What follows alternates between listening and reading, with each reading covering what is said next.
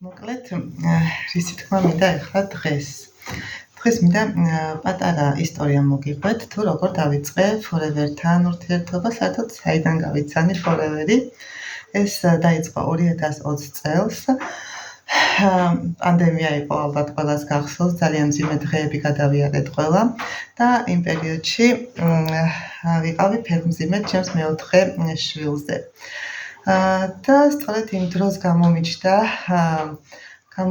დროც საკმაოდ დიდი, რომ საკუთარ თავზეც დავფიქრებულიყავი, როგორღანაირად წავიმართავდი შემდეგ ჩემს ცხოვრებას. პანდემიამ კი ვიცით, ძალიან ბევრი ადამიანის ცხოვრება შეცვალა და ძალიან ბევრს სხვანაირად შეახედა ცხოვრებაზე.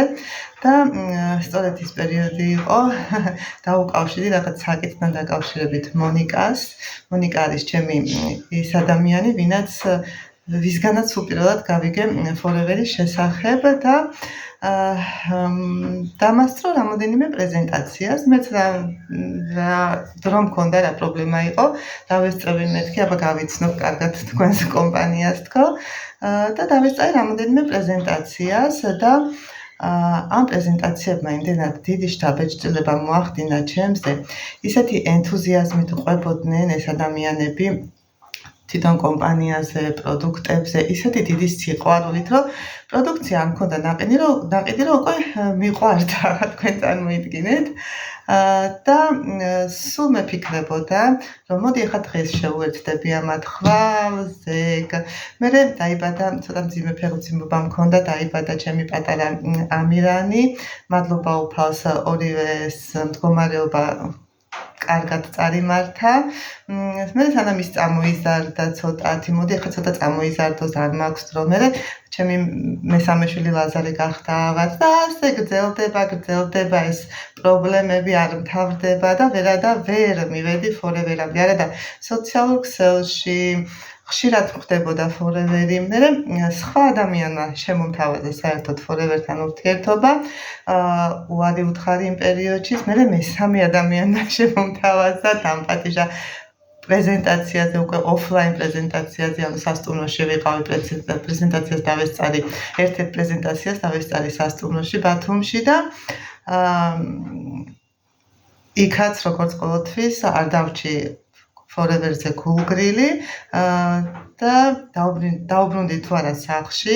სანამ სახლში დაუბრუნდებოდი, უკვე ფიქრობდი, რომ აი მართლა ტყუილად ვკარგავ დროს. ეს წლები გადის, უკან არ მიდის, უკან არ ბრუნდება ერთ-ერთი წუთი და წამი და ვიფიქრე, რატომაც არ უნდა ვსინჯო, ხო? მოსინჯვას რა უდგას წინ. დაურეკე ისევ მონიკას, ესე ვიყავი პრეზენტაციაზე და მინდა შემოგიერთდეთ, თქო. ის იყო და ის დავიწყე მონიკამ კიდევ ბევრი ინფორმაცია მომაწოდა და ვთქვი, ახლა რატომაც არა ვსინჯავ და გავაკეთე პირველი შეკვეთა ჩემი ონლაინ მაღაზიიდან. ეს არის პირველი ბოთლები, ეს ორი ბოთლი მახსოვს, პირველი შეკვეთა გავაკეთე, ეს არის ალოეს წვენები, შარდ სასქესო ორგანოებისთვის. მქონდა პრობლემები მე პირადად და ამით დავიწყე მოკლედ, ბავშვებს კიდე რაღაც საკვები დანამატები აუღე, ნიუ-კონდარი, კარგად მახსოვს და ჩემთვის ავიღე ნატურმინი. და ესე დაიწყო ჩემი Forever-თან ურთიერთობა. გავიცანი პროდუქტები უფრო ახლოს, გავიცანი ძალიან ბევრი საინტერესო ადამიანი და ასე მოვდივარ ნელა-ნელა, ვიზრდები, ვითარდები მაგათთან ერთად, ამ პროდუქციასთან და კომპანიასთან ერთად ვითარდები. ძალიან ბევრი უნარის სწავლა დამჭირდა, ჯერ კიდევ სწავლის პროცესში ვარ, ჯერ კიდევ გავდივარ აი ამ პერიოდს და მაშინ იყო პანდემიის პერიოდი იყო, როცა დამთავრდა პანდემია, საკუთარ თავს ვუთხარი, რომ მე არასოდეს არ გავარ ისეთ სამსახურში, სადაც დილიდან საღამომდე ვიქნები დაკავებული, რადგან ჩემს მეორე შვილთან დაკავშირებით მინდა ესეთი ისტორია მოგიყვეთ, როცა გაბრიელი იყო ჯერ არ იყო 1 წლის დავიწყე მუშაობა და ამ ჩემმა სახლიდან გასვლა მასზე ძალიან ცუდად იმოქმედა, შეეცვალა ხასიათი, ფსიქიკა და დღემდე მასთან ურთიერთობისას მექმნება ვაწყდები ძალიან ბევრ პრობლემას და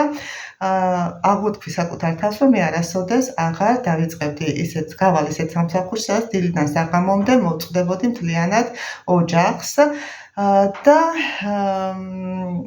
მოვძებნი ისეთ სამსახურს, სადაც ნაწილობრივ ოჯახშიც ვიქნები, ნაწილობრივ სახლშიც ვიქნები, ბავშვებსაც მივაქცევ ყურადღებას, ჩემი ხელიც არ მოაკლდებათ.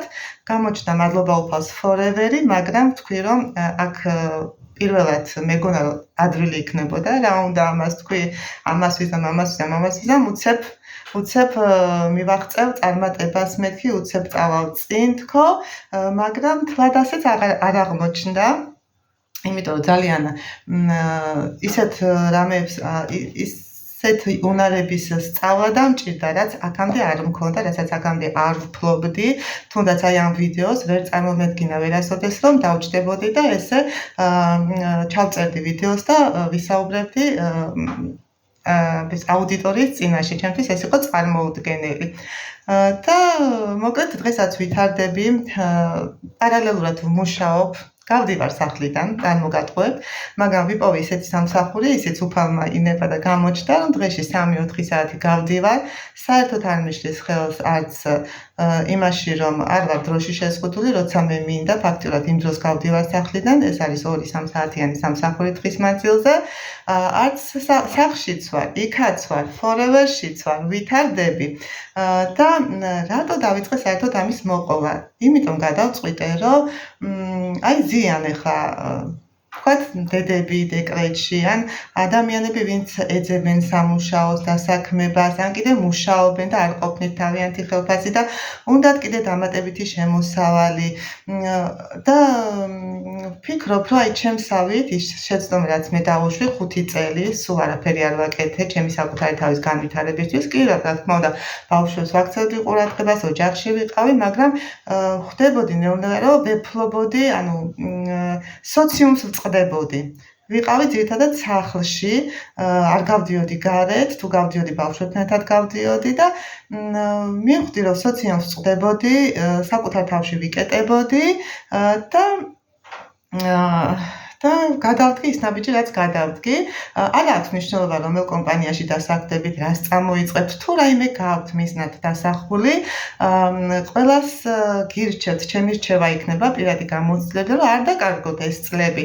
გააკეთეთ პარალელურად, გადადგის ის ნაბიჯი, იმიტომ რომ იდეალური მომენტი, როგორცაც მე ველოდი, სამწუხაროდ არ დადგა ესეთი იდეალური მომენტი, როგორც მინდა, იმიტომ რომ არ არსებობს დღე გავიდეს პრობლემის გარეშე, არ არსებობს სიხარულის გარეშე გავიდეს დრო, მოკლედ ყველა დღეს თავისი დატვირთვა აქვს და იდეალური მომენტი არასოდეს არ დადგება და ამიტომ ვინც გადაწყეთ ჩემთან შემოერთებას, ვისაც გინდათ რომ თქვათ ჩემი საუბრის შემდეგ მოგინდათ, აბა გავეცნობი ერთი forever-ს რა კომპანია ასეთი, უფრო ჩავგრმავდები, გავერკვევი სიტუაციაში, ან კიდე გააქვთ მიზნად დასახული რაღაც წამოიწყოთ, თუნდაც ხელსაქმით დაკავდეთ, წამოიწყოთ პატარა ბიზნესი თქვენი პირადი, მოკლედ ბევრი რამ გვინდა ადამიანებს და არ დაკარგოთ ეს წლები, მაინც მოგვაკლდება ეს წლები, გვინდა თუ არა ეს 5 წელი ხომ გავიდა ჩემ შემთხვევაშიც, ახლა გავიცანი 2020 წელს და ეხლა არის 2025 წელი,